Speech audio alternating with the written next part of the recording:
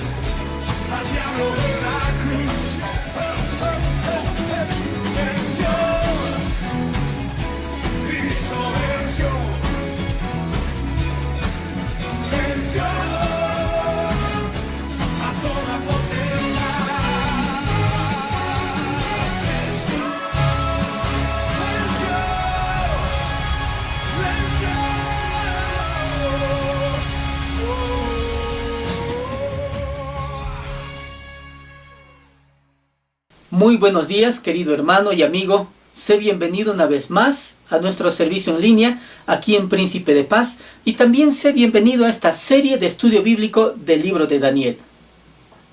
Si tú tienes un comentario, una pregunta, tal vez una inquietud o un motivo de oración, por favor déjanos saber y deja tu comentario al pie de este video. Para nosotros será todo un gusto estar en contacto contigo y acompañarte también en oración a través de esta semana. Para nosotros es un gusto compartir contigo la palabra del Señor. Y nos pareció bien, para terminar este ciclo de enseñanzas acerca del libro de Daniel, hacer un panorama profético y hacer un recorrido cronológico acerca de las profecías que tienen que ver con el tiempo del fin. Así que el día de hoy veremos la segunda parte de el tiempo del fin. Y veremos varios acontecimientos. Quédate atento, toma un lápiz y papel y toma nota de varios pasajes que serán importantes para que podamos entender lo que nos trae Daniel y cómo Daniel se enlaza con el resto del panorama profético contenido en la Biblia. Muy bien, para dar inicio entonces acerca de esta segunda parte, el tiempo del fin, quiero empezar con un concepto que se encuentra bien inmerso ya desde el Antiguo Testamento, y hay una continuidad obviamente en el Nuevo, acerca de este pensamiento hebreo judío llamado el Día de Jehová. El Día de Jehová anunciado por los profetas menores, por los profetas mayores. ¿A qué se está refiriendo con el Día de Jehová? ¿Sabes tú que el Día de Jehová abarca una serie de acontecimientos que muchas veces estos acontecimientos están superpuestos en la profecía bíblica y que tienen en común un aspecto bien importante: el triunfo final de Dios sobre la muerte, el pecado, el diablo? Y no olvides que estos son elementos que provienen aún desde la caída original allí en el Edén. Tú te acordarás, lo que sucedió en el Edén fue la mayor catástrofe que vino a la raza humana. El Día de Jehová tiene que ver con poner fin a todo lo que produjo finalmente allí esa catástrofe en el Edén. Pero también tiene que ver con poner fin a toda la potestad que se haya levantado contra el reino de los cielos a través de los tiempos y de distintas formas. Así que este Día de Jehová son una serie de acontecimientos. Al mismo tiempo traerá también una serie de bendiciones y una serie de castigos, ambos desde luego en proporciones, diríamos, desconocidas para el ser humano. Así que descubriremos varios aspectos allí. Podemos entender también que todos estos eventos que involucran ese concepto global de Día de Jehová están separados por periodos de tiempo. A veces son años, o como veremos también siglos. De tal forma que ese concepto del Día de Jehová ha sido un concepto muy anunciado en todo el Antiguo Testamento y que finalmente tendrá su cumplimiento en el tiempo del fin. Empecemos con uno de estos acontecimientos. Acompáñame y veremos de forma rápida una cronología de lo que sería el tiempo del fin. El libro de Tesalonicenses, capítulo 4, versículo 13 en adelante, primera de Tesalonicenses. Y el primer acontecimiento tiene que ver con el arrebatamiento. Primera de Tesalonicenses 4, del 13 en adelante. Cuando estamos hablando acerca del arrebatamiento, ¿a qué nos estamos refiriendo? Fíjense lo que nos está diciendo el apóstol Pablo. Dice: tampoco queremos, hermanos, que ignoréis acerca de los que duermen, para que no os entristezcáis como los otros que no tienen esperanza. Así que si es que alguien ha muerto en el Señor, hay esperanza. Porque si creemos que Jesús murió y resucitó, lo cual crees tú y yo, así también traerá Dios con Jesús a los que durmieron en él. Hacemos un pequeño paréntesis. No hay tal cosa como el sueño de los justos. Este concepto tal vez plasmado por la teología liberal, que considera que el justo cuando muere va inmediatamente a una condición de sueño. Definitivamente la Biblia no apoya eso. Y aquí se utiliza el término durmieron para no hablar tal vez con la drasticidad que cualquiera de nosotros estaría esperando. No olvides que este es un escritor judío hebreo, Pablo, y habla de una forma poéticamente tan correcta y exacta para hablar acerca de los que han muerto. Pero no quiere decir que están durmiendo, quiere decir más bien que están muertos. ¿Ok? Así que consideremos ese concepto. Y el Señor estuvo hablando con el ladrón arrepentido allí en la cruz y le dijo: hoy estarás conmigo en el paraíso. Así que nos está hablando básicamente también de un estado de conciencia, no de estar en una condición de inconsciencia. Todo cristiano cuando muere va inmediatamente a la presencia del Señor. Muy bien, versículo 15 dice: por lo cual os decimos esto en palabra del Señor, que nosotros que vivimos, que habremos quedado hasta la venida del Señor, no precederemos a los que durmieron. Porque el Señor mismo, con voz de mando, con voz de arcángel y con trompeta de Dios, descenderá del cielo, y los muertos en Cristo resucitarán primero. ¿Qué sucederá en este acontecimiento llamado el arrebatamiento? Obviamente, aquí podemos enumerar varios aspectos. Número 1, el Señor desciende del cielo con voz de mando, autoridad y potestad. Segundo, aspecto importante, los muertos en Cristo resucitan primero. Todos los cristianos que murieron en la fe en el Señor a través de todo este largo tiempo de la época y la era de la iglesia, resucitarán cuando venga el Señor. Y se nos dice en el versículo 16, porque el Señor mismo con voz de mando, con voz de arcángel y con trompeta de Dios, descenderá del cielo y los muertos en Cristo resucitarán primero. Luego nosotros, los que vivimos, los que hayamos quedado, seremos arrebatados juntamente con ellos en las nubes para recibir al Señor en el aire. Y así estaremos para siempre con el Señor. Querido hermano, lo siguiente que viene entonces es: recibimos al Señor en el aire. Primero resucitan los muertos cristianos. Nosotros nos unimos a ellos. Ellos y nosotros somos levantados y recibimos al Señor en el aire. Nuestro punto de encuentro será en el aire. Y nos dice después: y estaremos para siempre con el Señor. Así que la iglesia ha de ser arrebatada y será llevada a estar para siempre con el Señor. Esta es una gran promesa. Luego Pablo nos dice en el versículo 18: por tanto, alentaos los unos a los otros con estas palabras. Así que en el arrebatamiento vendrá el Señor, nos llevará y estaremos para siempre con Él. Obviamente allí se cumplirán muchas promesas que tienen que ver con la consumación de nuestra santificación, redención, y estaremos para siempre con el Señor. Así que el primer acontecimiento que tiene que ver con todo este concepto global del día de Jehová es el arrebatamiento. Obviamente, aquí surgen algunas preguntas entonces. La primera que podríamos considerar: ¿quiénes serán arrebatados? Obviamente la iglesia. Y ante una segunda pregunta: ¿existirá un arrebatamiento parcial? Porque hay cierto pensamiento que considera solo los preparados se irán.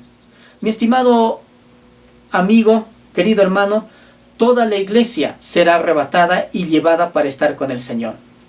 Definitivamente aquí tenemos algunos puntos a considerar. Número 1, la iglesia forma un solo cuerpo, no olvides. Y la iglesia no está fragmentada. No puede haber entonces una desintegración insostenible del cuerpo de Cristo. Número 2, el creyente no está en Cristo en virtud de su preparación, sino en virtud de la justificación otorgada por el Señor gratuitamente.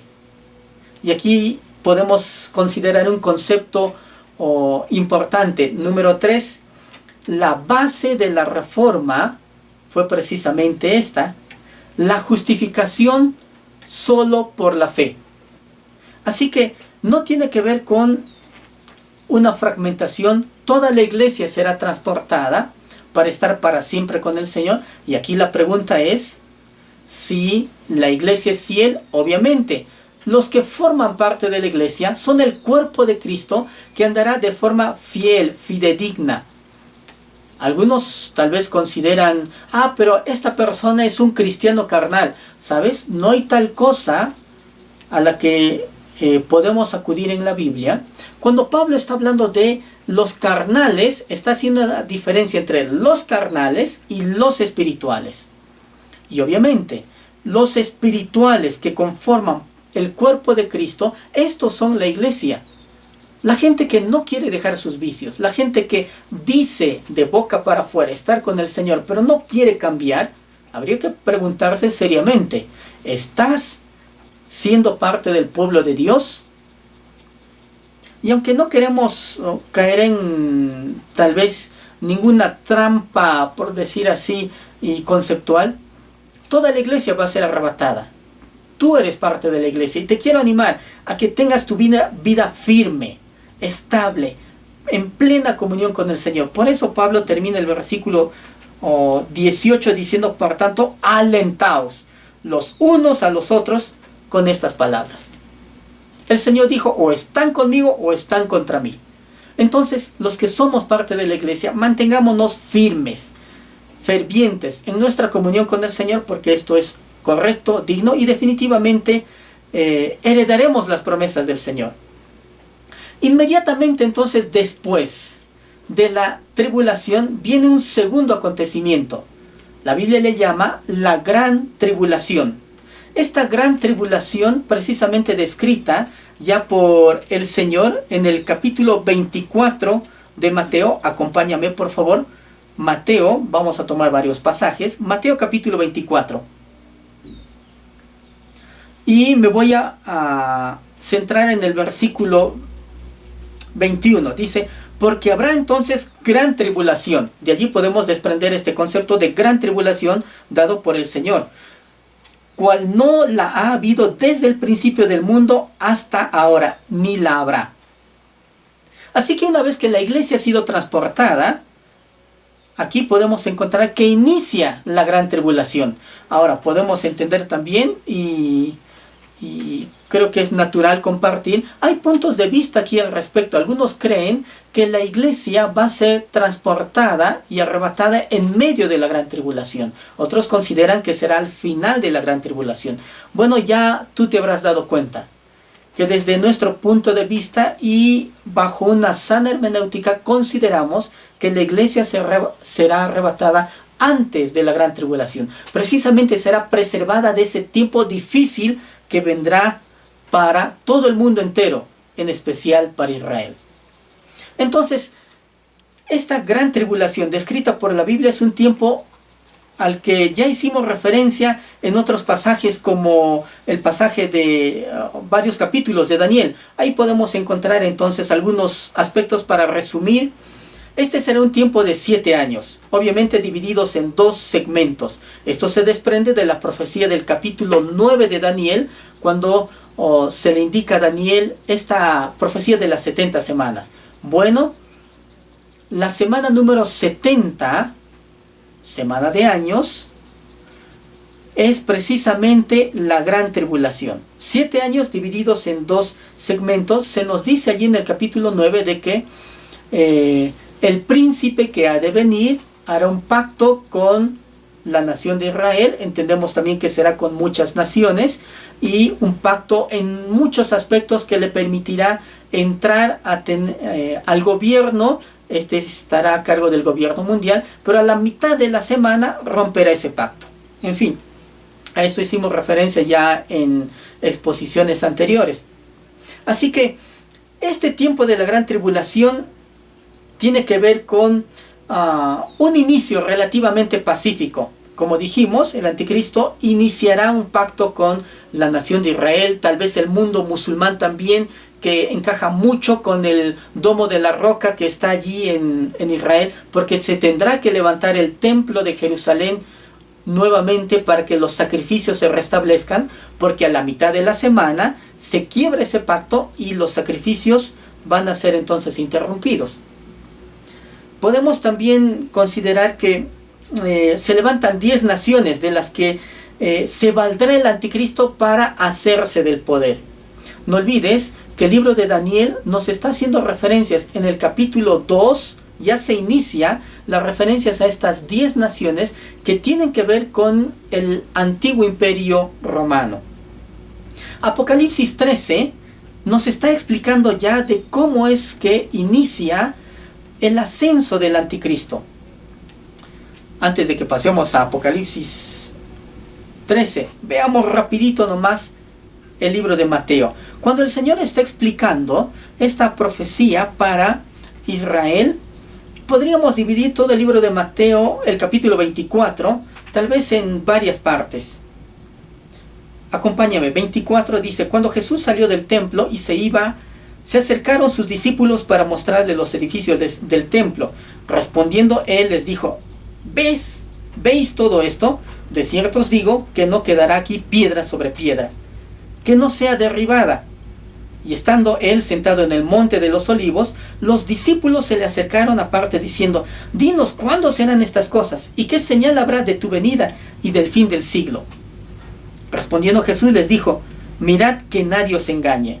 Así que desde el versículo 4 hasta el versículo 8 podemos enmarcar que tiene referencia seguramente a la primera mitad de la gran tribulación. Fíjate lo que dice: porque vendrán muchos en mi nombre diciendo yo soy el Cristo, y a muchos engañarán. Y oiréis de guerras y rumores de guerras. Mirad que no os turbéis, porque es necesario que todo esto acontezca, pero aún no es el fin. Voy a saltar desde el versículo 9 hasta el versículo 28. Podríamos enmarcarlo dentro de la segunda mitad de los 3 años y medio de la gran tribulación.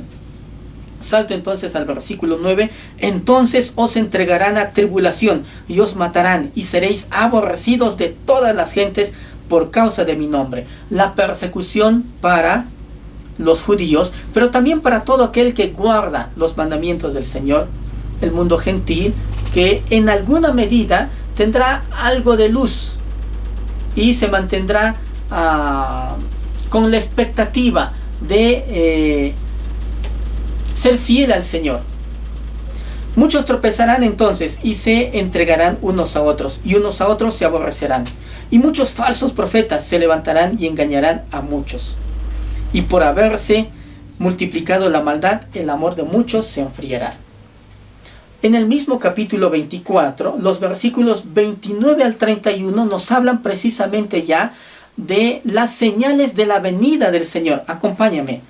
Versículo 29 dice: e inmediatamente después de la tribulación, es decir, cuando termina la tribulación, el Señor dice: el sol se oscurecerá y la luna no dará su resplandor, y las estrellas caerán del cielo, y las potencias de los cielos serán conmovidas.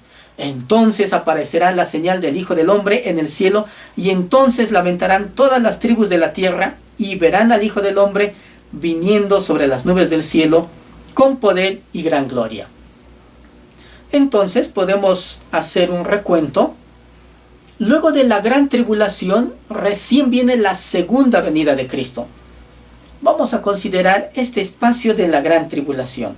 Consideremos algunos aspectos rápidamente dentro del tema de la gran tribulación.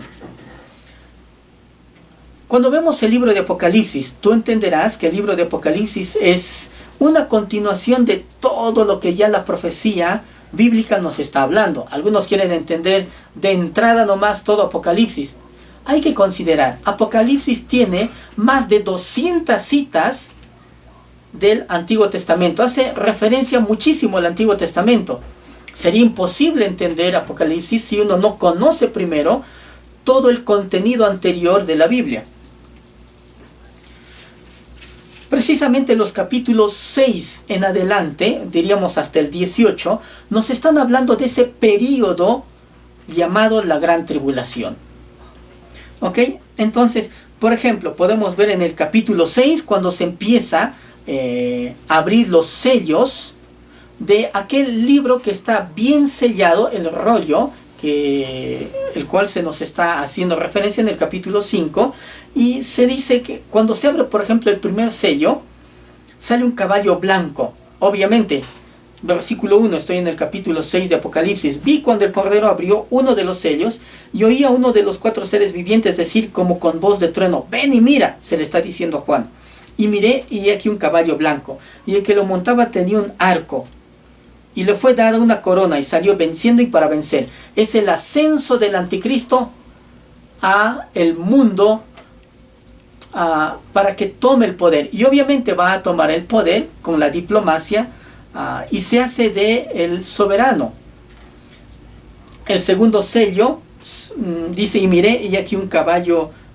Cuando abrió el segundo sello, versículo 3, oí al segundo ser viviente que decía: ven y mira. Y salió otro caballo bermejo, y al que lo montaba le fue dado poder de quitar de la tierra la paz, y que se matasen unos a otros, y se le dio una gran espada. Este es un caballo bermejo, un caballo rojo, se anuncia la guerra.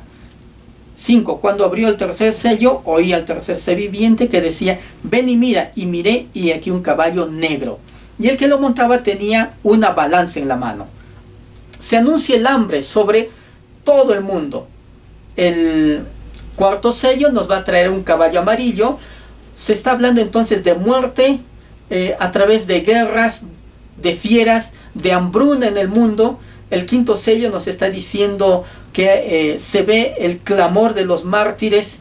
El sexto sello, cuando se desata el sexto sello, se nos cuenta de que hay un terremoto en la tierra, el terremoto tal vez más grande de la historia hasta ese momento, y también hay un gran trastorno cósmico. En fin, luego podemos ver las trompetas. ¿Qué va a suceder en este tiempo entonces de la gran tribulación? Este es un tiempo de angustia. Ya el libro de Jeremías está refiriendo y dice: un tiempo de angustia para Jacob. El Señor le llama la gran tribulación. Aquí surge el anticristo. Y el anticristo será un personaje que se opondrá definitivamente a todo lo que tiene que ver con no solo Cristo, sino también con todo aspecto de religión. Este será un genio en muchos sentidos: un genio intelectual, un genio en oratoria, un genio en política, un genio comercial, un genio militar, un genio religioso también. Su ascenso al poder se nos está contando a partir del capítulo 13 de Apocalipsis. Acompáñame. Se nos dice: me paré sobre la arena del mar y vi subir del mar una bestia.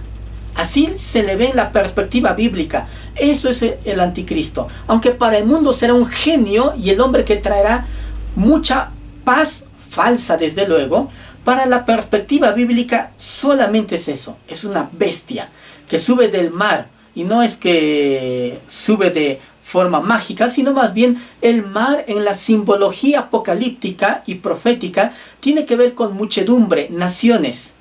Así que sube de entre las naciones. Dice: tenía 7 cabezas y 10 cuernos. Volvemos a tomar los 10 cuernos. Es una referencia a esos 10 reinos que surgen de lo que antiguamente fue el Imperio Romano. Esa es la profecía del capítulo 2 del libro de Daniel, te acordarás. Y también tiene que ver con la profecía del capítulo 7 y del capítulo 8 en el libro de Daniel. Entonces, dice: tenía 7 cabezas y 10 cuernos. Está hablando de autoridad, poder, los reinos que lo respaldan. Y en sus cuernos 10 diademas.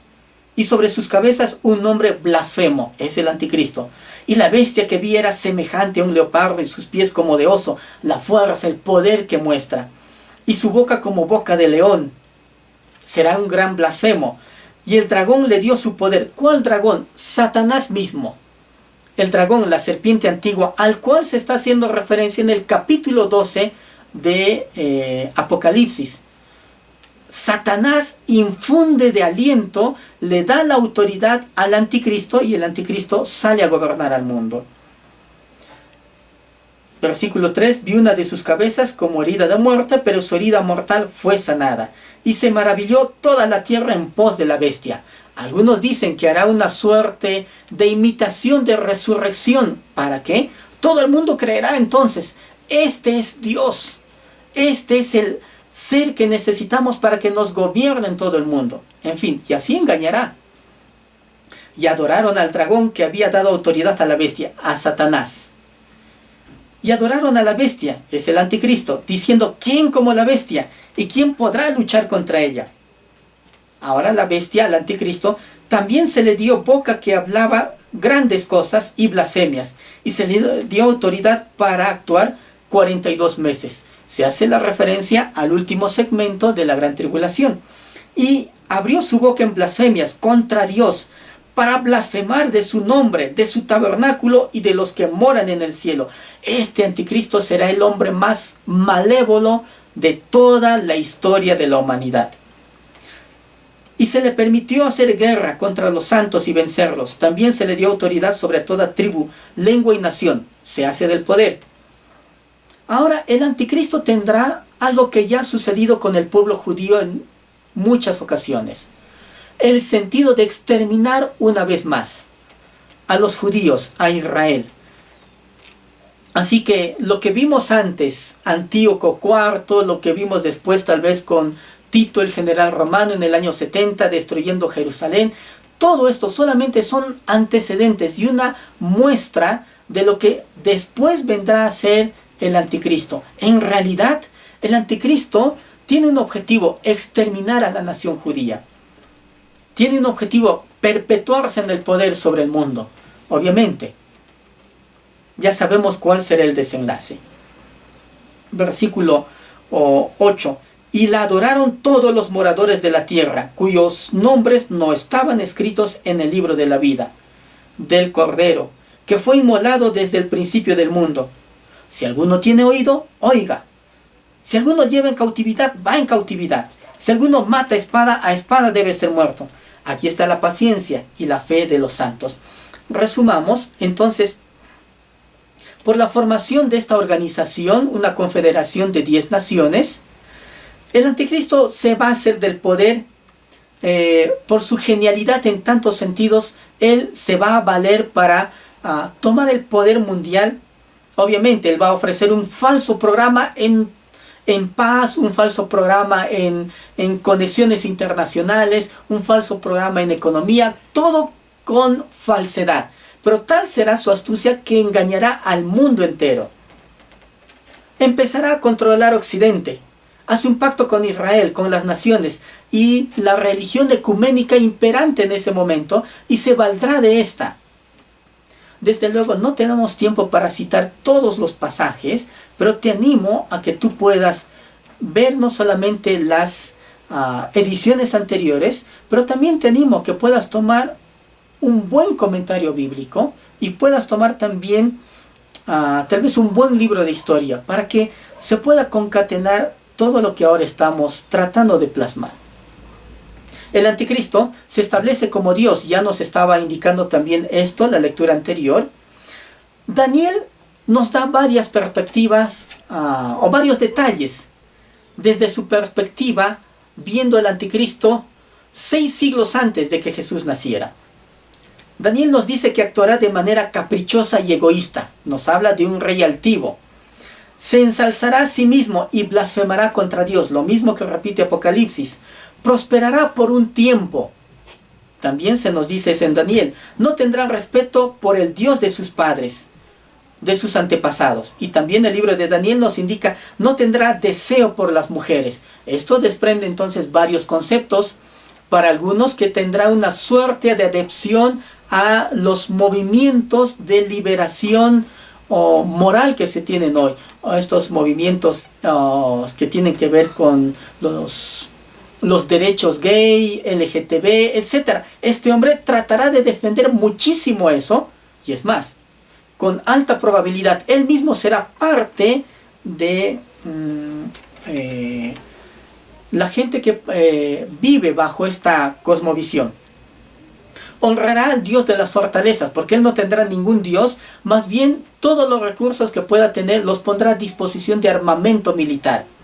Ocupará la tierra de Palestina y allí establecerá su cuartel general.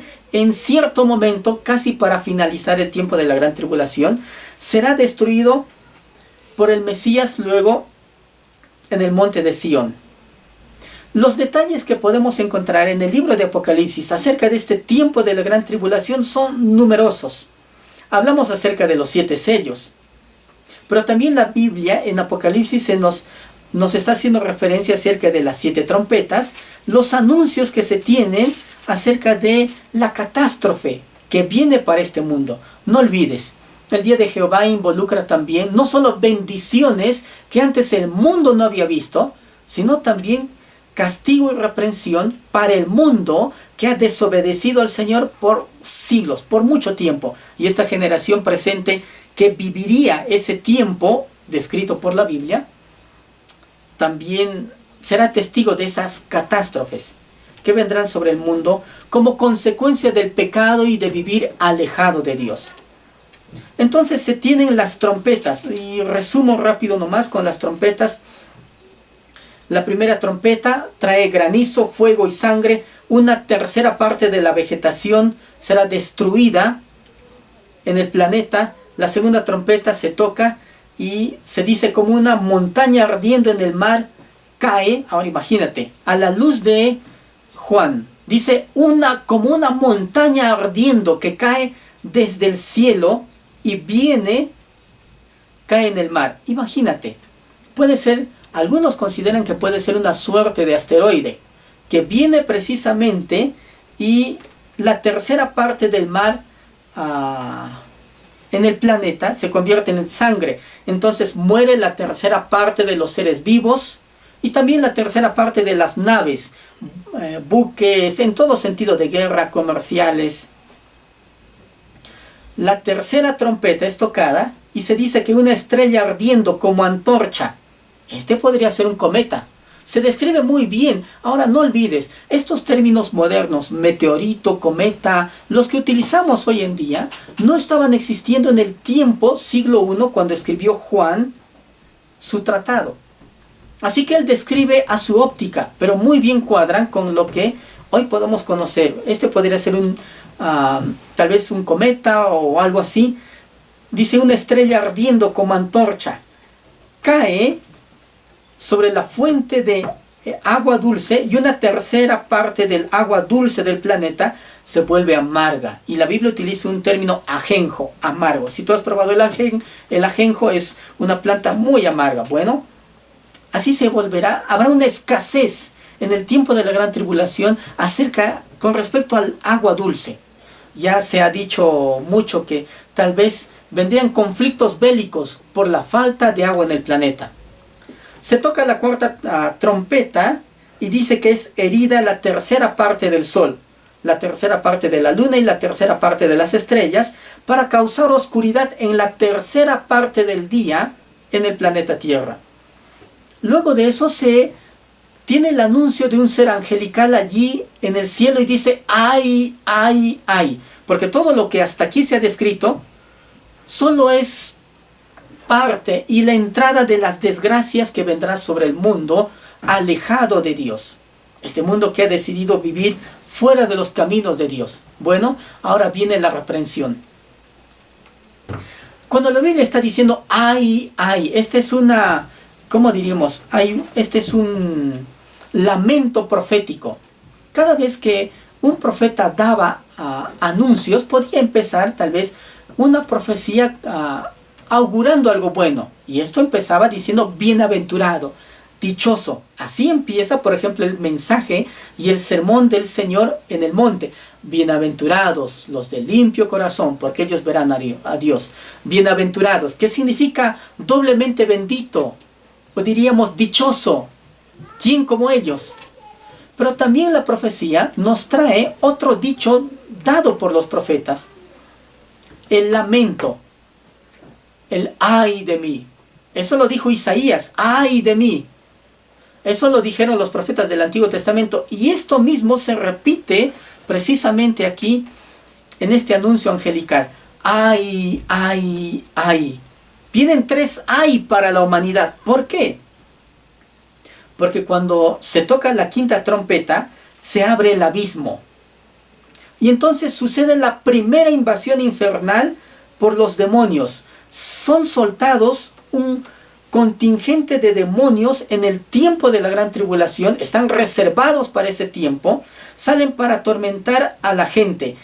El libro de Apocalipsis nos dice que tienen por rey a Abadón, a Apolión. Estos saldrán para atormentar a la población del mundo. La sexta trompeta es tocada y una segunda invasión infernal va a salir. Otros demonios. Se nos describe el número de 200 millones. Ellos van a venir a traer muerte a la humanidad. Obviamente, el tiempo de la gran tribulación no es un tiempo, no son vacaciones en Hawái, será precisamente un tiempo duro, difícil. Por eso la Biblia, desde siglos atrás, de que llegara el Señor Jesucristo, está anunciando como el día de Jehová. En fin, la séptima trompeta se tocará y entonces se anuncia de que viene el rey. Podemos ver luego entonces las copas. No olvides que el tiempo de la gran tribulación tiene que ver también con el derramamiento de la ira de Jehová sobre este mundo. No porque Dios odia al mundo. Él nos está indicando y ya se nos explica. Él no quiere la muerte del impío. Él quiere el arrepentimiento del impío. Él quiere que el que ande en mal camino se convierta al Señor y se salve. Pero también Él es un juez justo. El auténtico amor de Dios nos permite tener auténtica libertad. Y la auténtica libertad obviamente concede diferencia en las consecuencias de las decisiones que uno puede tomar. Y el mundo ha tomado su decisión por siglos de vivir a espaldas de Dios. Ahora entonces viene la reprensión del Señor y el pago a esas obras que ha hecho. Así que la primera copa de la ira de Dios se derrama y se nos dice que una úlcera cae en los adoradores de la bestia. Aquellos que adoran al anticristo, ellos serán entonces presa de esta úlcera. La segunda copa de la ira se derrama y todo el mar se vuelve en sangre. Y muere todo tipo de vida que está en el mar. Antes solamente teníamos la muerte de una tercera parte del mar. Ahora todo lo que hay vida en el mar queda queda muerto. La tercera copa de la ira de Dios se derrama y todo el agua dulce se convierte en sangre. La cuarta copa de la ira se derrama sobre el sol y entonces al sol se le da potestad de quemar a los hombres a tal punto que les hace daño y estos van a empezar a blasfemar contra Dios. No es novedad que nuestra capa de ozono ya tiene ese famoso agujero y el sol hoy causa más malestar de lo que fue el mundo siglos atrás. Vivimos un tiempo de calentamiento global y, en fin, esto llegará a un punto bastante alto en el tiempo de la gran tribulación. Por eso dice que se derrama la copa de la ira sobre el sol y al sol se le da la potestad de quemar a los hombres. A tal punto que estos blasfeman y sufren daño. La quinta copa de la ira de Dios es derramada sobre el trono del anticristo y entonces el trono del anticristo se llena de tinieblas. Los que están allí se muerden la lengua de dolor y aún así no dejan de adorar al anticristo, no dejan de adorar a los demonios. La sexta copa nos indica de que se echa sobre el río Éufrates y se seca el río Éufrates para que vengan los ejércitos de Oriente y pasen por allí.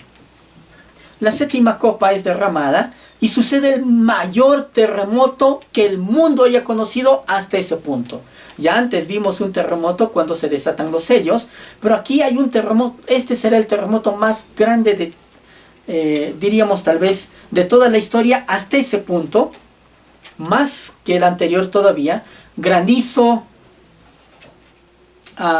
viene y causa destrucción. Estas calamidades que a detalle las podríamos ver en el libro de Apocalipsis, y te animo a que puedas considerar, tiene que ver con un punto. El Señor nos da toda esta advertencia para que el mundo se arrepienta. El capítulo 13, todavía allí en el mismo libro de Apocalipsis, nos habla del falso profeta a partir del versículo 16. O diríamos versículo 11, capítulo 13 de Apocalipsis, versículo 11. Después vi otra bestia, está hablando Juan, que subía de la tierra y tenía 2 cuernos, semejante a los de un cordero, pero hablaba como dragón. Este es el falso profeta. Alguien quien se pondrá no solo al servicio del anticristo, sino más bien hará toda su función y ministerio, servicio será para el anticristo y hará que el mundo adore al anticristo. Cuando podemos pensar en esto, ¿cómo termina el tiempo de la gran tribulación? El tiempo de la gran tribulación termina precisamente con la llegada del Señor a este mundo. Mientras el mundo está aquí sufriendo con 7 años de tribulación, la iglesia está en el cielo y podemos enmarcar 2 aspectos allí.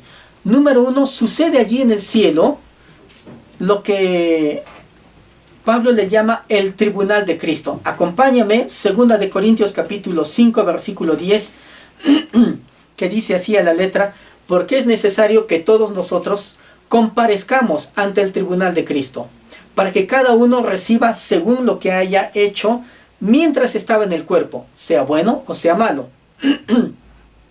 Romanos 14:10 nos dice lo siguiente: pero tú, ¿por qué juzgas a tu hermano? O tú también, ¿por qué menosprecias a tu hermano?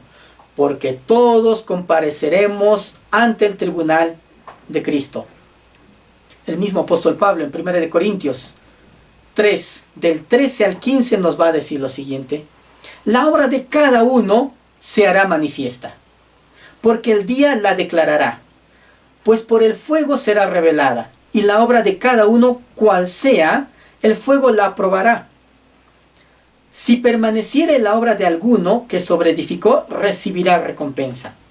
Si la obra de alguno se quemare, él sufrirá pérdida, si bien él mismo será salvo, aunque así como por fuego.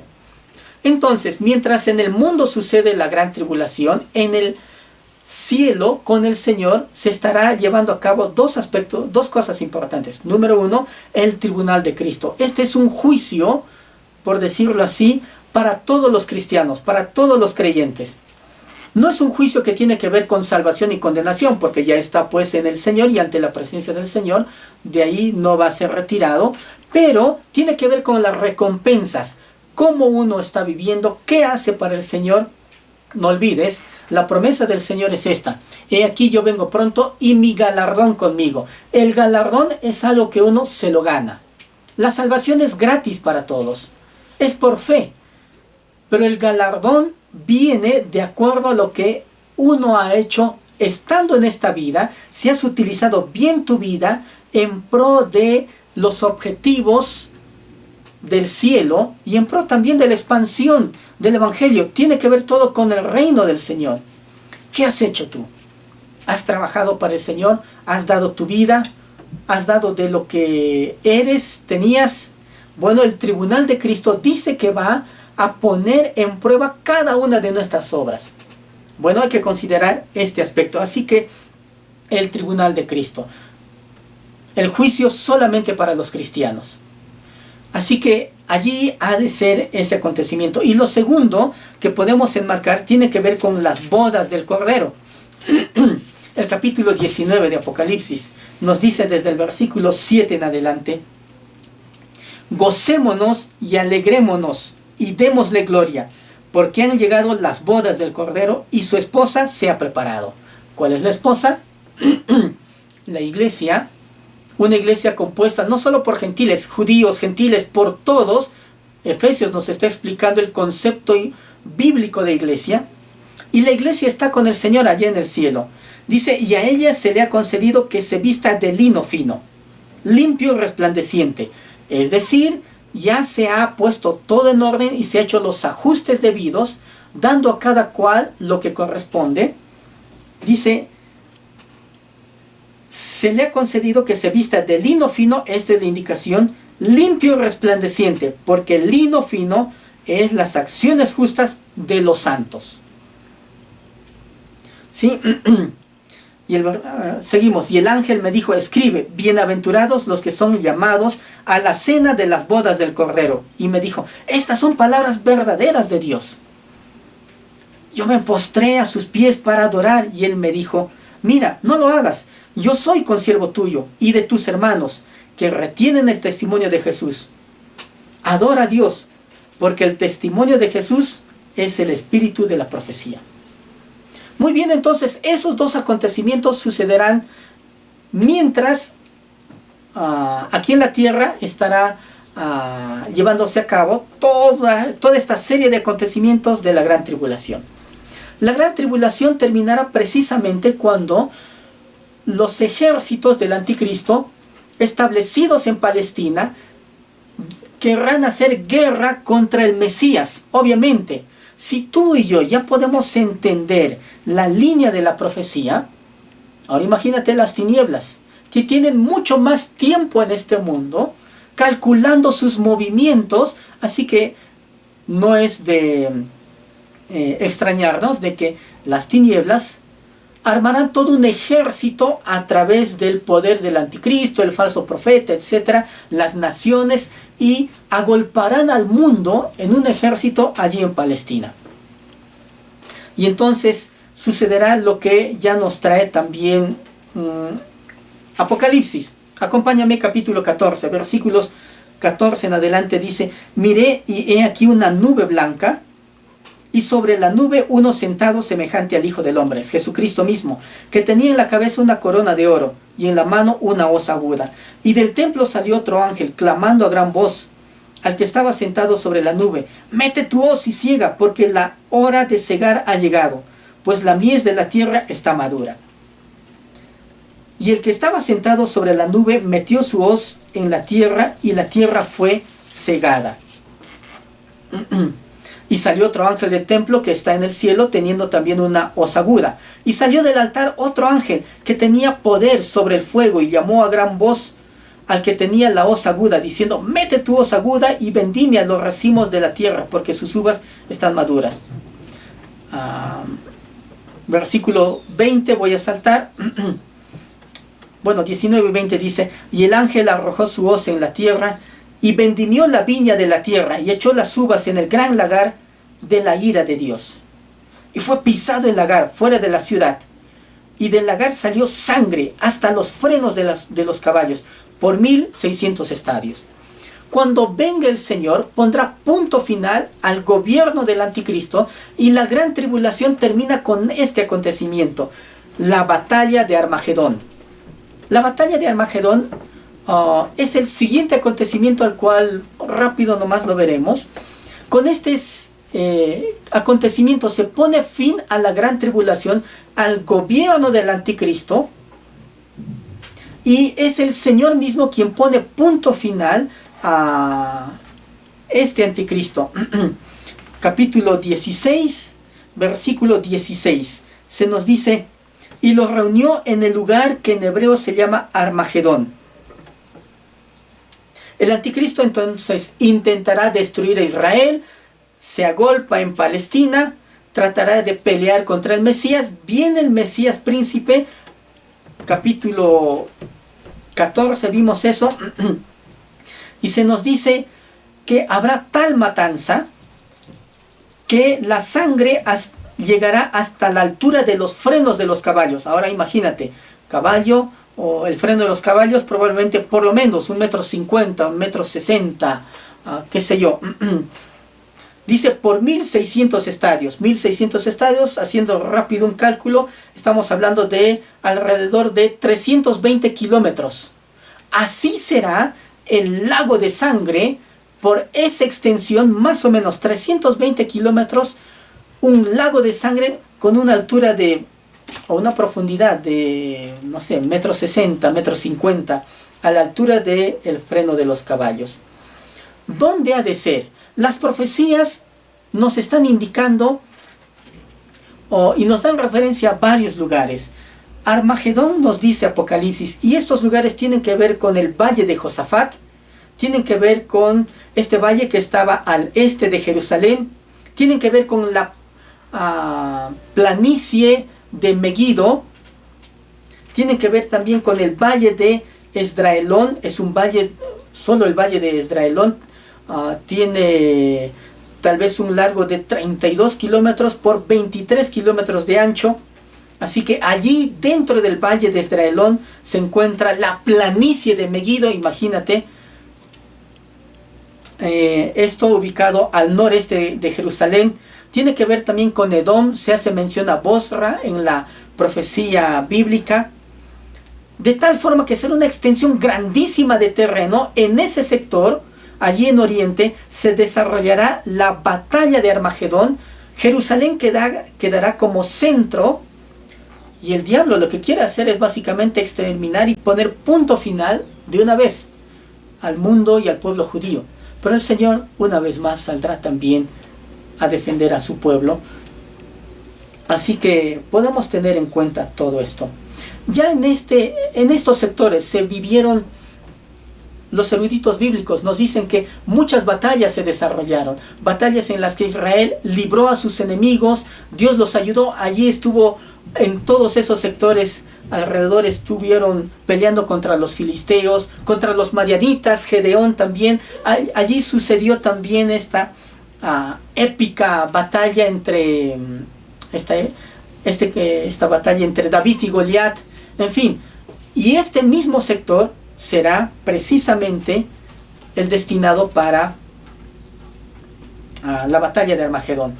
Con esta batalla se trae entonces punto final al anticristo, y el anticristo y el falso profeta serán echados inmediatamente al lago de fuego. Acompáñame ahora, sí, vámonos con Apocalipsis 19. Y podemos tener a partir de el versículo 11. Entonces vi el cielo abierto, y he aquí un caballo blanco, y el que lo montaba se llamaba Fiel y Verdadero, y con justicia juzga y pelea. Es Jesucristo mismo, viniendo con sus huestes celestiales para poner punto final al gobierno del anticristo. Así termina la gran tribulación. Sucederá la batalla de Armagedón, e inmediatamente vamos a ver que se establecerá el reino milenial. Dice acerca del Señor, y esta es la segunda venida de Cristo. La anterior a la que hicimos referencia no es segunda venida, sino más bien cuando Cristo viene y se encuentra con su iglesia en el aire. Te acordarás, el arrebatamiento. No podemos hablar específicamente de segunda venida de Cristo. Viene el Señor aquí, ahora sí, luego de la gran tribulación, y pisa tierra. Viene precisamente a este mundo. Dice, sus ojos eran como llama de fuego. Estoy en Apocalipsis 19:12. Y había en su cabeza muchas diademas, señal de autoridad. Y tenía un nombre escrito que ninguno conocía sino él mismo. Estaba vestido de una ropa teñida en sangre, y su nombre es el Verbo de Dios. No hay duda de que es Jesucristo. Y los ejércitos celestiales, vestidos de lino finísimo, blanco y limpio, le seguían en caballos blancos. De su boca sale una espada aguda para herir con ella a las naciones. Y él las regirá con vara de hierro. Y él pisa el lagar del vino del furor, de la ira de el Dios Todopoderoso. Y en su vestidura y en su muslo tiene escrito este nombre: Rey de Reyes, Señor de Señores. ¿Por qué no decir gloria a Dios? Claro que sí. Démosle gloria al Señor. Y vi a un ángel que estaba en pie en el sol, y clamó a gran voz diciendo a todas las aves que vuelan en medio del cielo: venid y congregaos a la gran cena de Dios, para que comáis carnes de reyes, capitanes, carnes de fuertes, carnes de caballos, de sus jinetes, carnes de todos, libres y esclavos, pequeños y grandes. Y vi a la bestia, a los reyes de la tierra y a sus ejércitos reunidos para guerrear contra el que montaba el caballo y contra su ejército. Fíjense, ¿en qué mente puede caber que alguien va a vencer a Dios mismo? Bueno, por lo menos, y es que así es el pecado, ciega a uno. Y la bestia fue apresada, y con ella el falso profeta que había hecho delante de ellas las señales con las cuales había engañado a los que recibieron la marca de la bestia y habían adorado su imagen. Estos dos fueron lanzados vivos dentro de un lago de fuego que arde con azufre. Y los muertos y los demás fueron muertos con la espada que salía de la boca del que montaba el caballo. Y todas las aves se saciaron de las carnes de ellos. En fin, se pone punto final entonces a la tribulación con la batalla de Armagedón. El anticristo y el falso profeta son lanzados al lago de fuego. Los ejércitos son muertos. Hay una catástrofe. La segunda venida de Cristo tiene que ver con la llegada del Mesías. Ahora sí, a este mundo. Otra vez, a este mundo. Ya no solo en las nubes. Zacarías capítulo 14 nos está contando cómo es que viene el Señor. Y acompáñame por favor al libro de Zacarías capítulo 14. Bueno, tendremos que leer todo el capítulo y te animo a que leas todo el capítulo, pero voy a centrarme solo en algunos versículos. Versículo 3. Después saldrá Jehová y peleará con aquellas naciones como peleó en el día de la batalla. Y se afirmarán, segunda venida de Cristo, sus pies, ¿dónde? En aquel día sobre el monte de los olivos. ¿Te acuerdas dónde estuvo Jesús cuando Él ascendió al cielo? El libro de Hechos nos está contando precisamente de la ascensión de Cristo. Y Él estuvo precisamente ahí ante sus discípulos y fue tomado y ascendió al cielo. Entonces dos ángeles, entendemos cuando dice dos varones, se presentaron a los discípulos y les dijeron: así vendrá el Señor. Bueno, ascendió del monte de los olivos, volverá del monte al monte de los olivos.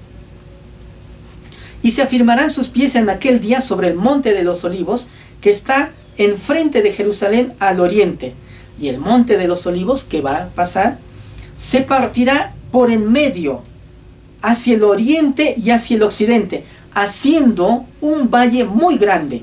Y la mitad del monte se partirá hacia el norte y la otra mitad hacia el sur. Y huiréis al valle de los montes, porque el valle de los montes llegará hasta Asal. Huiréis de la manera que huisteis por causa del terremoto en los días de Usías, rey de Judá. Y vendrá Jehová mi Dios, y con él todos los santos. Y acontecerá que en ese día no habrá luz clara ni oscura. Interesante, el día que venga el Señor, su segunda venida. Será un día el cual es conocido de Jehová, que no será ni día ni noche, pero sucederá que al caer la tarde habrá luz. Acontecerá también en aquel día que saldrán de Jerusalén aguas vivas, etc.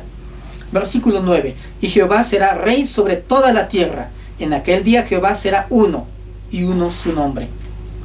En fin, podemos encontrar entonces de que Él viene al monte de los olivos, y el monte de los olivos se partirá en dos. ¿Sabes? Es interesante. Si es que hoy uno analiza y ve la geografía de Palestina y puede ver el monte de los olivos, encontrará que allí hay una falla geológica. Dicen que esta falla geológica está haciendo que el monte de los olivos poco a poco se esté agrietando más. Y no es novedad para cualquier sismólogo que pueda estar allí y pueda tomarse el tiempo, notará que ese monte de los olivos ya ha empezado a manifestar esa falla geológica interesante, y Zacarías nos dice que se partirá en dos ese monte. Apocalipsis 1:7 nos dice, este es un pasaje que por años me ha gustado. Dice así: he aquí que viene con las nubes, y todo ojo le verá, y los que le traspasaron y todos los linajes de la tierra harán lamentación por él. ¿Por qué hacen lamentación? ¿No tendrían que estar contentos? Los pecadores no quieren que el Señor venga y juzgue. Pero aquellos que viven de acuerdo a los parámetros de Dios, caramba, queremos más bien que venga ya, que de una vez ponga en manifiesto lo que hemos de ser. Así que la venida del Señor provoca eso. En unos, temor, pánico, miedo. Pero en aquel que tiene su vida arreglada, acomodada, ordenada en el Señor, que vive día a día bajo los principios de Dios, esforzándose. No estamos diciendo que sea perfecto, pues no hay ningún ser perfecto, pero alguien que se esfuerza, pone todo de sí para ajustar su vida a los parámetros de Dios. ¿Cómo no vamos a desear que venga? Por eso Pablo dice, Maran Atá, ven Señor Jesús, esta voz aramea, Maran Atá, ven pronto. Cuando viene el Señor, entonces pone punto final, redundamos en el tema de... pone punto final a la gran tribulación, y allí sucede lo que el Señor anunció en Mateo capítulo 25. Vámonos otra vez a Mateo capítulo 25. Está hablando el Señor. Los capítulos 24, 25 tienen que ver con los tiempos del fin, en la exposición del Señor, precisamente allí en esa última semana de ministerio que tiene el Señor. Capítulo 25, versículos 31 al 46. Acompáñame. Este es el juicio a las naciones. Siguiente acontecimiento. El juicio a las naciones. Cuando el Hijo del Hombre venga en su gloria y todos los santos ángeles con él, entonces se sentará en su trono de gloria. Y serán reunidas delante de él todas las naciones. No es el juicio, diríamos, final. No es el juicio ante el gran trono blanco. Es el juicio de las naciones. Y apartará los unos de los otros, como aparta el pastor las ovejas de los cabritos. Así que hay ovejas y hay cabritos, son mencionados. Y pondrá las ovejas a su derecha y los cabritos a su izquierda. Entonces el rey dirá a los de su derecha: venid, benditos de mi Padre, heredad del reino preparado para vosotros desde la fundación del mundo. ¿Cuál es ese reino? Está hablando del reino milenial que va a empezar ya. Porque tuve hambre y me disteis de comer, tuve sed y me disteis de beber, fui forastero y me recogisteis, estuve desnudo y me cubristeis, enfermo y me visitasteis, en la cárcel y vinisteis a mí. Entonces los justos le responderán diciendo: Señor, ¿cuándo? ¿Cuándo te vimos hambriento y te sustentamos, o sediento y te dimos de beber? ¿Y cuándo te vimos forastero y te recogimos, o desnudo y te cubrimos? ¿O cuando te vimos enfermo o en la cárcel y vinimos a ti? Respondiendo el rey les dirá: de cierto os digo que en cuanto lo hicisteis a uno de estos mis hermanos más pequeños, a mí lo hicisteis. Así que este juicio a las naciones tiene que ver con el comportamiento que tuvieron las naciones, los componentes de las naciones, los seres humanos obviamente, si fue amistoso u hostil hacia Israel en el tiempo de la gran tribulación. No olvides, el tiempo de la gran tribulación será sumamente catastrófico para la nación. Quienes se comportaron acorde a una vida que manifiesta algo de piedad, algo de fe. Así que los justos, que por medio de sus acciones generosas, y en muchos casos tal vez acciones heroicas, habrán mostrado su fe, mostrando también el trato hacia los hermanos. El Señor dice mis hermanos, está hablando de Israel básicamente.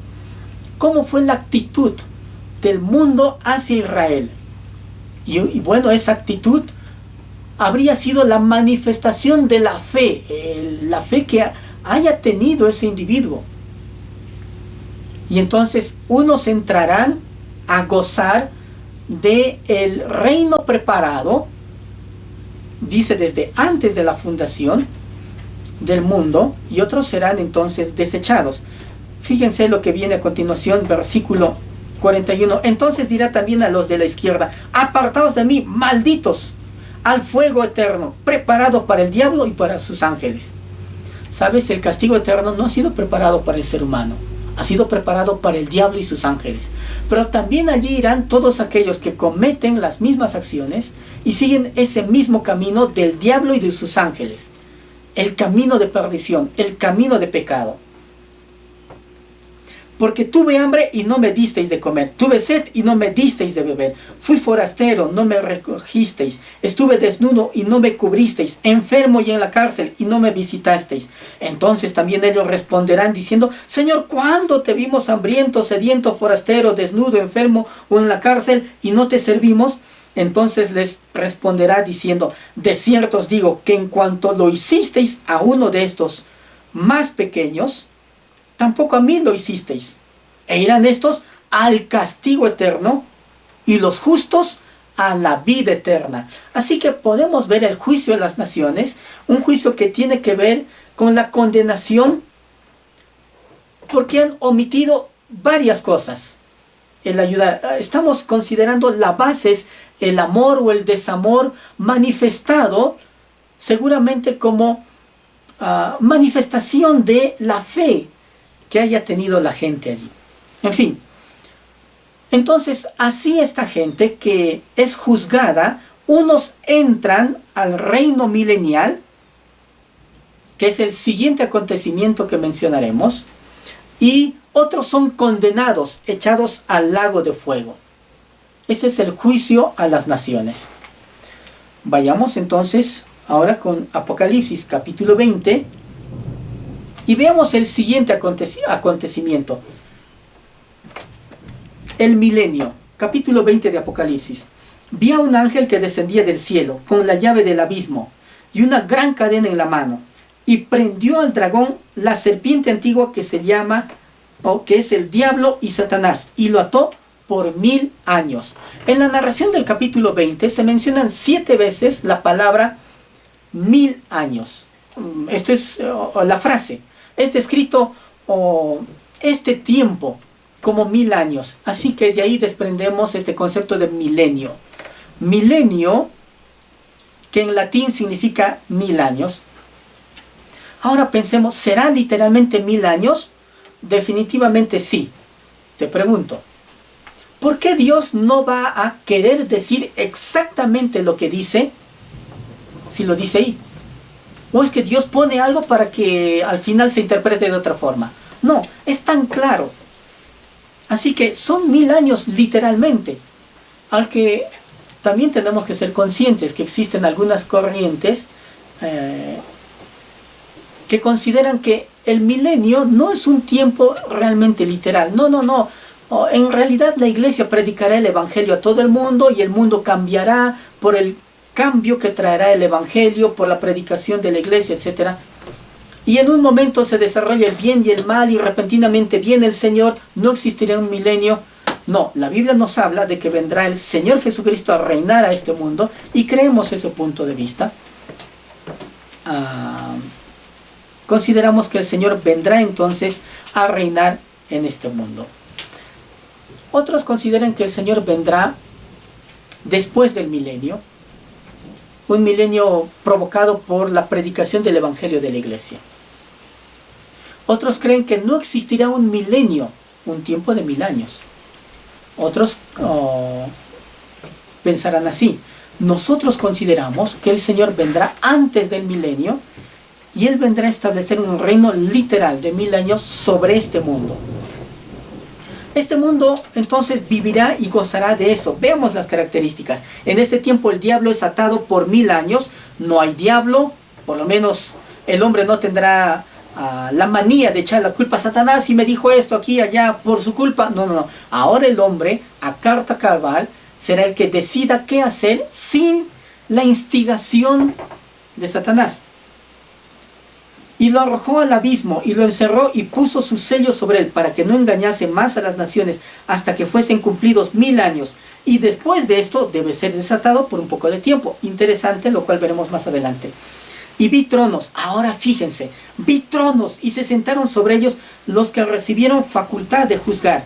Y vi las almas de los decapitados por causa del testimonio de Jesús y por la palabra de Dios, los que no habían adorado a la bestia ni a su imagen, y que no recibieron la marca en sus frentes, ni en sus manos, y vivieron y reinaron con Cristo 1000 años.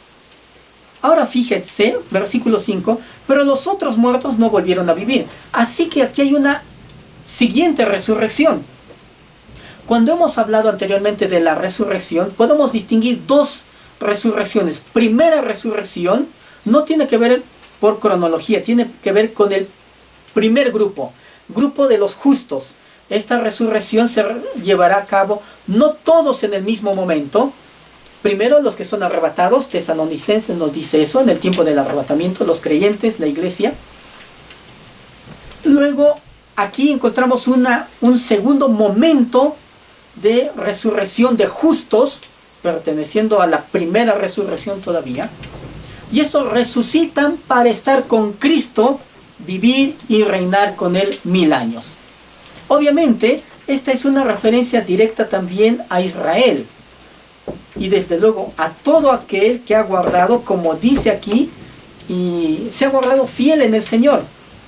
Los otros muertos no volvieron a vivir hasta que se cumplieron 1000 años. Esta es la primera resurrección. Fíjate, versículo 6, bienaventurado y santo el que tiene parte en la primera resurrección.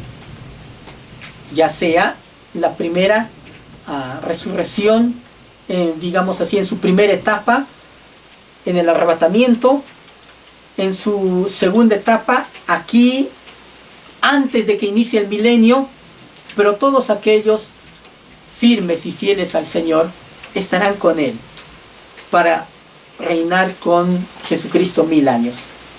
Dice entonces, sino que serán sacerdotes de Dios y de Cristo y reinarán con Él 1000 años. ¿Qué pasa entonces en este tiempo del milenio?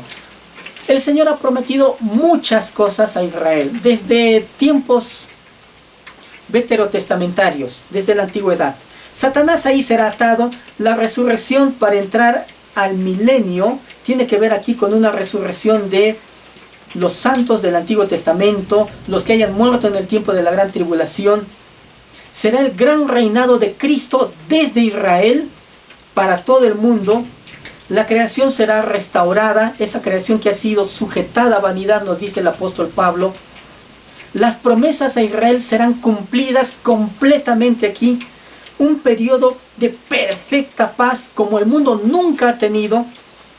La santidad y la obediencia serán características del reino de los súbditos. Imagínate, son 1000 años. Isaías capítulo 11 nos está hablando bastante acerca de el milenio. La gloria del Señor se manifestará por todo el orbe. Las verdades divinas llenarán toda la tierra. Permíteme citar Isaías capítulo 11, versículo 2 y 9, rápido nomás, y el tiempo casi está agotándose para nosotros. Isaías, por favor, capítulo 11. Vayamos rápido nomás allí. Versículo 2. Y reposará sobre él el espíritu de Jehová, espíritu de sabiduría, de inteligencia, espíritu de consejo, de poder, espíritu de conocimiento y de temor de Jehová. Versículo 9. No harán mal ni dañarán en todo mi santo monte. Se está haciendo referencia a la restauración de la naturaleza. Fíjate, versículo 5. Y será la justicia cinto de sus lomos y la fidelidad ceñidor de su cintura. Morará el lobo con el cordero y el leopardo con el cabrito se acostará. El becerro y el león y la bestia doméstica andarán juntos. Y un niño los pastoreará. La fiereza de los animales, otra vez, ya no estará más. Será como en el Edén. La vaca y la osa pacerán. Sus crías se echarán juntas y el león como el buey comerán paja. Y el niño de pecho jugará sobre la cueva del áspid, y el recién destetado extenderá su mano sobre la caverna de la víbora. No harán mal ni dañarán en todo mi santo monte, porque la tierra será llena del conocimiento de Jehová, como las aguas cubren la mar. Aquí las verdades de Dios llenarán a todo el mundo, y obviamente, esto es magnífico, hermanos. Acontecerá en aquel tiempo que la raíz de Isaí, la cual estará puesta por pendón a los pueblos, será buscada por las gentes y su habitación será gloriosa. En fin, avancemos rápido nomás. Las verdades divinas llenarán toda la tierra, la maldición de la tierra será levantada, la longevidad será una característica. Fíjate el capítulo 65 de Isaías, ahí salto rapidito nomás. Capítulo 65, versículo 11 nos dice: pero vosotros los que dejáis a Jehová, que olvidáis mi santo monte, que ponéis mesa. Ok, podemos considerar algo.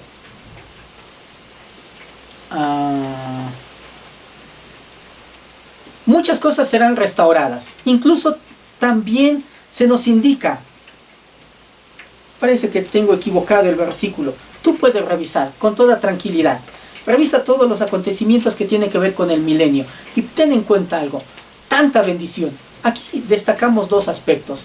Número uno, hay un grupo gobernante. Estos gobiernan y reinan con Cristo 1000 años. Estos son los que han resucitado, tienen cuerpos glorificados. Y hay un grupo gobernado. El grupo gobernado son los que han salido, los sobrevivientes de la gran tribulación, están en el mundo y vuelven a poblar el mundo.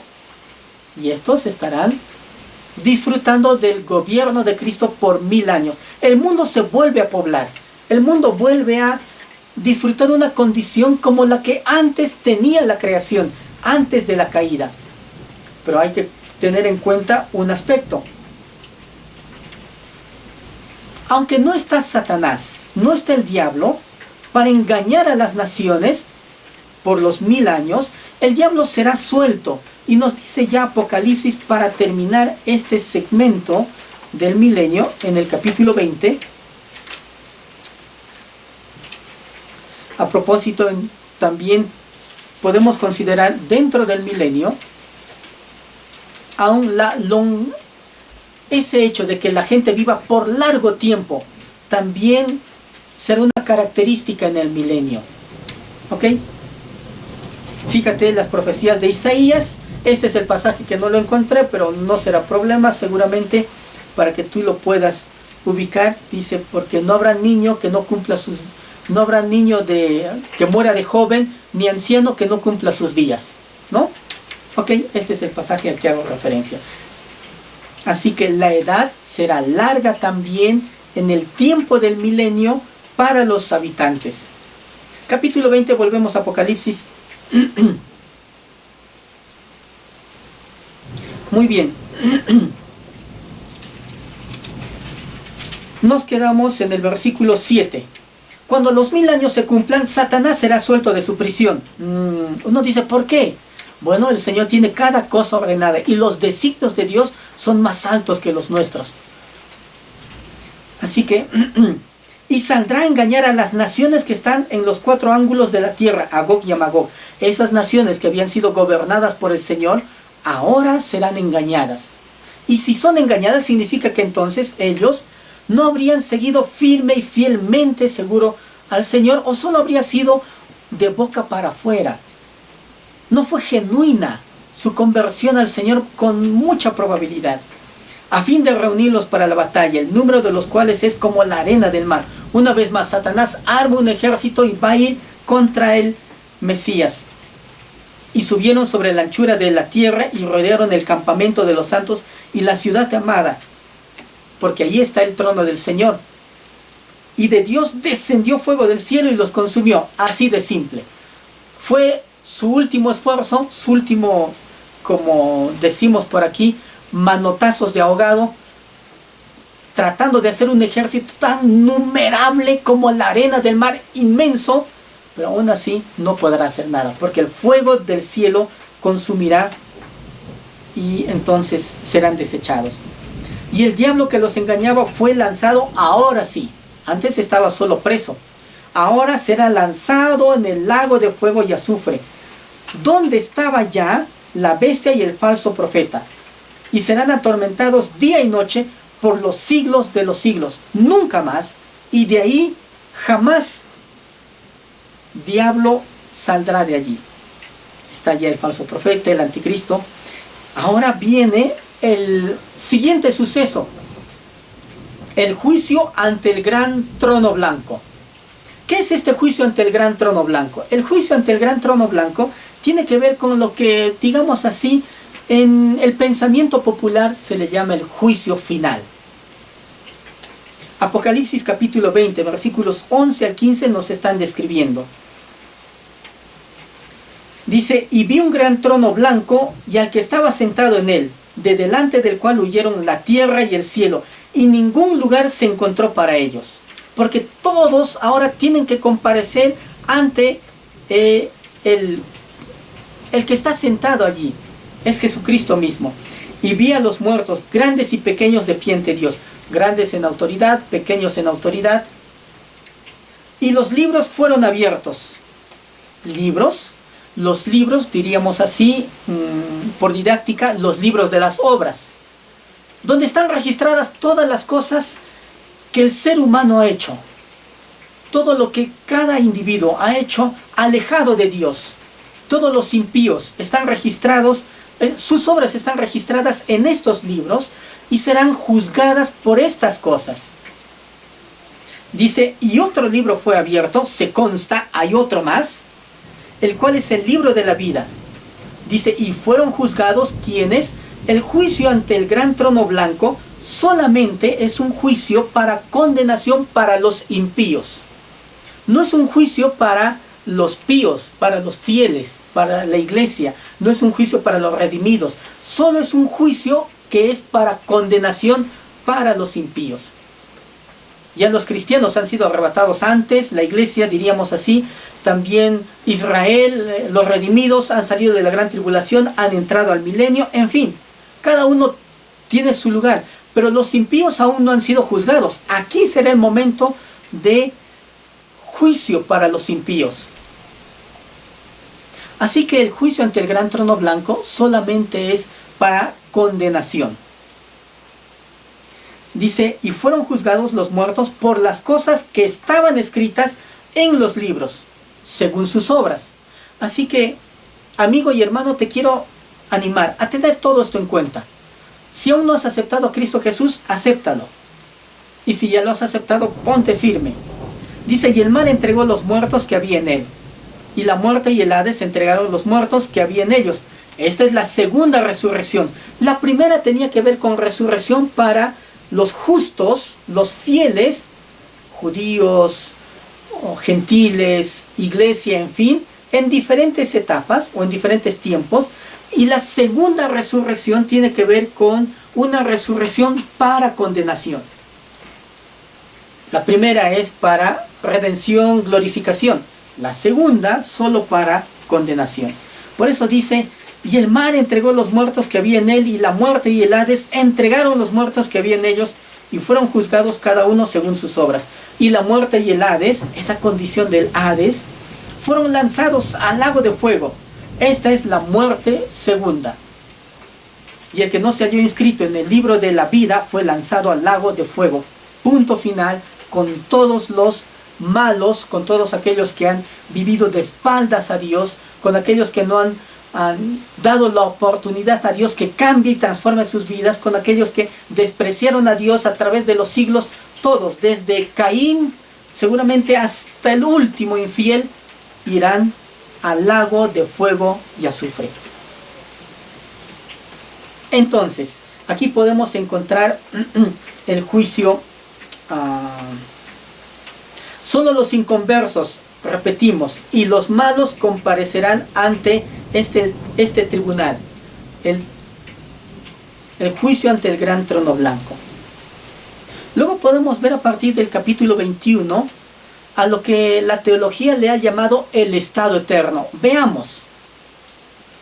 Así que el Señor ha hecho el último juicio, así han sido juzgados los impíos, y quedan entonces todos los redimidos. ¿No es así? Versículo 1 del capítulo 21, y empecemos a hablar acerca de el estado eterno. Vi un cielo nuevo y una tierra nueva, porque el primer cielo y la primera tierra pasaron, y el mar ya no existía más. Y yo, Juan, vi la santa ciudad, la nueva Jerusalén, descender del cielo. Aquí consideremos algunos aspectos. Primero, ¿por qué dice el primer cielo y la primera tierra pasaron? Querido hermano y amigo, quiero citar Mateo capítulo 24, versículo 35. Mateo 24, 35. Dice así el Señor, el cielo y la tierra pasarán, pero mis palabras no pasarán. ¿A qué hacía referencia Jesús cuando dijo esto? Segunda de Pedro, capítulo 3, versículos 9 al 13, dicen así, el Señor no retarda su promesa. Pero ¿cuándo vuelve? Ten en cuenta, el Señor no retarda su promesa. Según algunos la tienen por tardanza, sino que Él es paciente para con nosotros, no queriendo que ninguno perezca, sino que todos procedan al arrepentimiento. Pero el día del Señor vendrá como ladrón en la noche, en el cual los cielos pasarán con grande estruendo, y los elementos ardiendo serán deshechos. Fíjate, y la tierra y las obras que en ella hay serán quemadas. Puesto que todas estas cosas han de ser deshechas, ¿cómo no debemos o cómo no debéis vosotros andar en santa y piadosa manera de vivir, esperando y apresurándoos para la venida del día de Dios, en el cual los cielos encendiéndose serán deshechos, y los elementos siendo quemados se fundirán? Pero nosotros esperamos, según sus promesas, cielos nuevos y tierra nueva, en los cuales mora la justicia. El milenio no era todavía el estado eterno. El milenio es magnífico, pero todavía ni siquiera es el estado eterno, porque el estado eterno ha de ser sumamente perfecto en todo sentido, glorioso en todo sentido. Ahora, aquí podemos ver que hay un cielo nuevo y una tierra nueva. Hay muchos puntos de vista acerca de cómo es que surgirá o no. Pedro nos está indicando, sin embargo, tajantemente, de que todo esto será quemado, será consumido por el fuego. El versículo 1 nos dice, un cielo nuevo y una tierra nueva, porque el primer cielo y la primera tierra pasaron, y el mar ya no existía más. Y yo, Juan, vi la santa ciudad, la nueva Jerusalén, descender del cielo de Dios, dispuesta como una esposa ataviada para su marido. Una nueva Jerusalén. Esta es la descripción de la ciudad. Se habla de sus moradores. Dios mismo estará presente. Allí estará presente todo redimido del Señor de todos los tiempos, de todas las épocas. Y vamos a terminar con este capítulo, o con este acontecimiento. Dice: y oí una gran voz del cielo que decía: he aquí el tabernáculo de Dios con los hombres, y Él morará con ellos, y ellos serán su pueblo, y Dios mismo estará con ellos como su Dios. Enjugará Dios toda lágrima de los ojos de ellos. Y ya no habrá muerte, ni habrá más llanto, ni clamor, ni dolor, porque las primeras cosas pasaron. Todo ya pasó. Y el que estaba sentado en el trono dijo: he aquí, yo hago nuevas todas las cosas. Y me dijo: escribe, porque estas palabras son fieles y verdaderas. Y me dijo: hecho está, yo soy el alfa y el omega, el principio y el fin. Al que tuviere sed, yo le daré gratuitamente de la fuente del agua de la vida. Y el que venciere heredará todas las cosas. Yo seré su Dios, y él será mi hijo.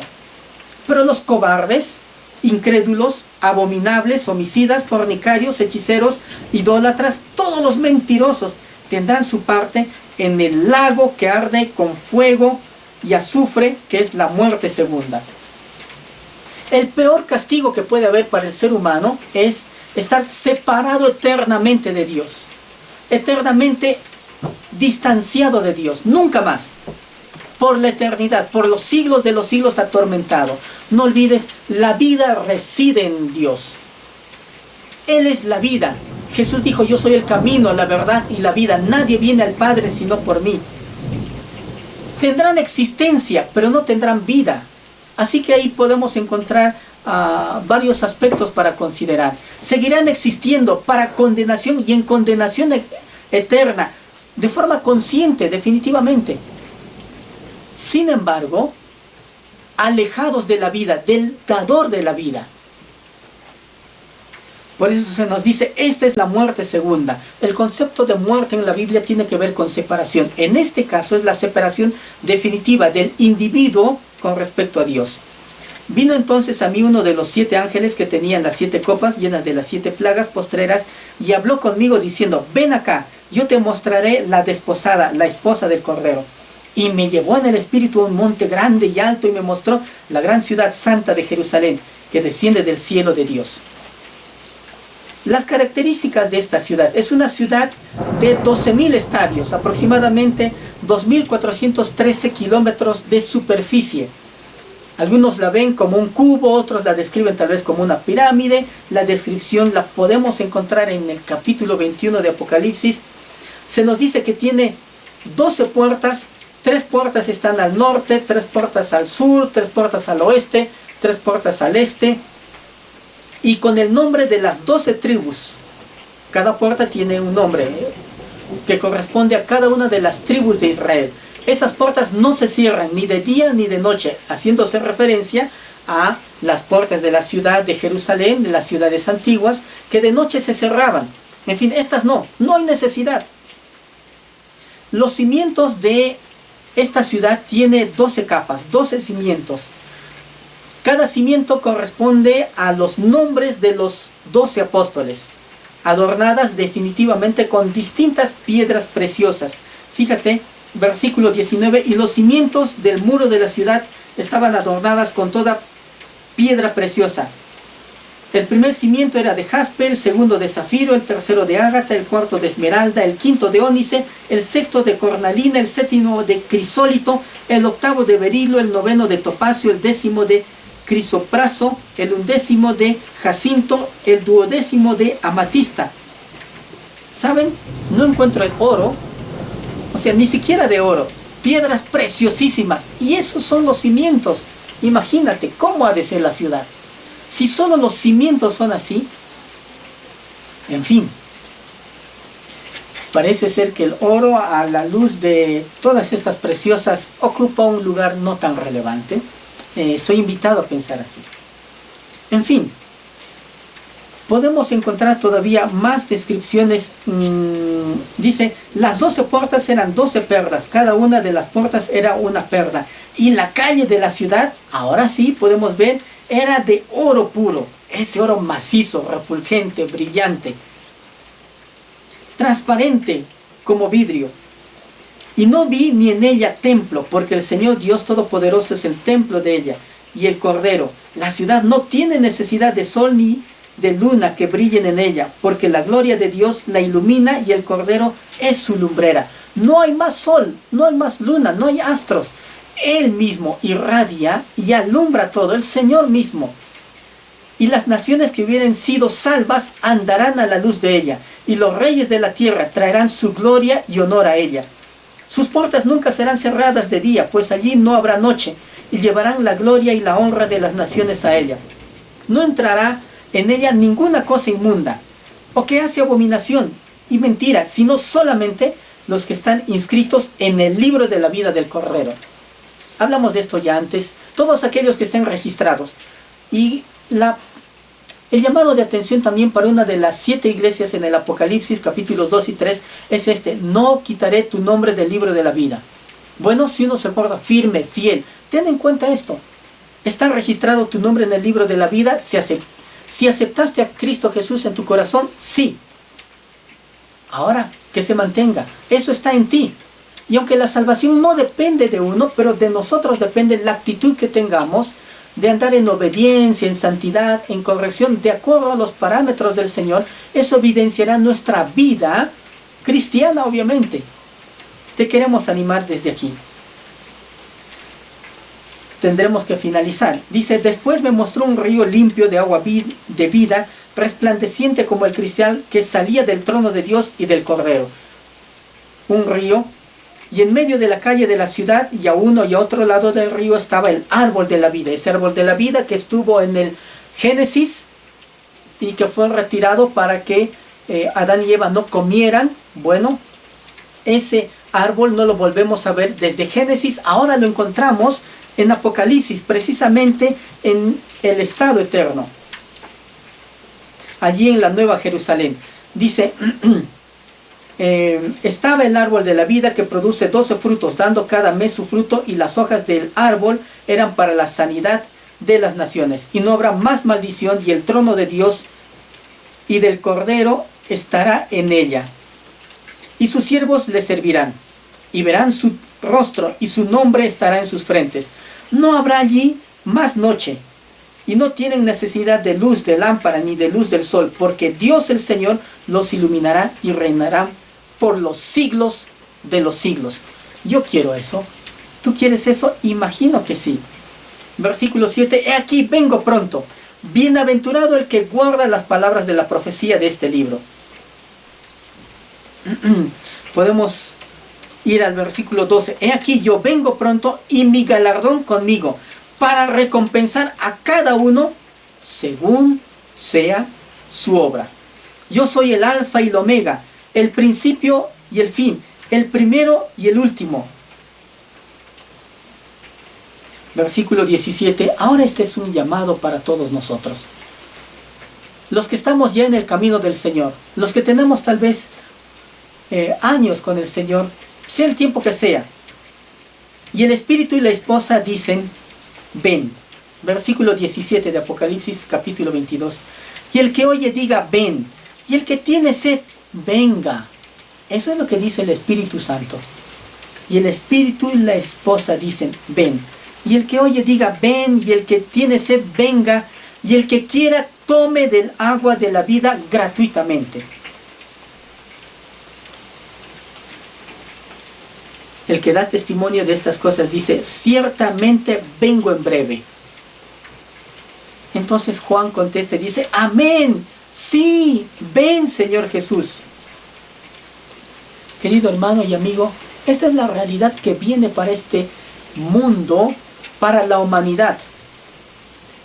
Hemos descrito rápidamente lo que consideramos una cronología del panorama profético, con un objetivo.